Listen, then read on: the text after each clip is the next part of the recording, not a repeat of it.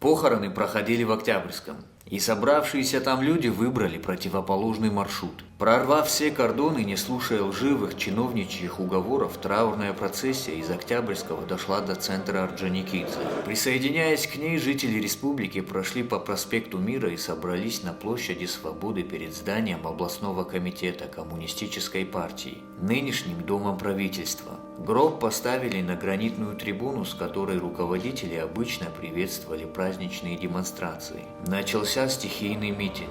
Выступавшие требовали защиты от убийц и грабителей, чиновных взяточников, продажных судей. Требовали справедливости и правды. В ответ собравшиеся услышали от начальства только угрозы и оскорбления. Выйдя на трибуну после многократных призывов, первый секретарь обкома, тогдашний глава республики, назвал собравшихся сборищем и потребовал разойтись. Я стоял метрах в 7-8 от трибуны. Под возмущенные крики людей, ожидавших ответа на свой вопрос, охрана увела первого секретаря. Мирный митинг окружили кольцом автобусов и милицейских пикетов, а затем бросили на его разгон курсантов военного училища, наскоро вооруженных дубинками. Разбив изнутри окна первого этажа обкома, курсанты выпрыгнули на стоящих перед зданием людей. В ответ народ штурмом взял обком и заставил первого секретаря сообщить о происходящем в Москву. Уже познакомившись с дубинками и дав отпор насилию, люди еще надеялись на справедливость советского государства, относя преступления и бессердечное хамство на счет местных чиновников. Но прибывшие на утро представители высшей московской власти тоже остались глухими к чаяниям народа.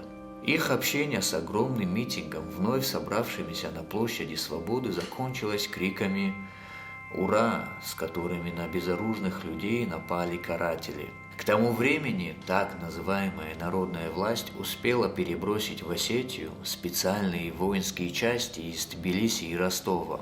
Помню слезы на глазах женщин, впервые увидевших роту карателей, бегущую на безоружных людей с криками «Ура!».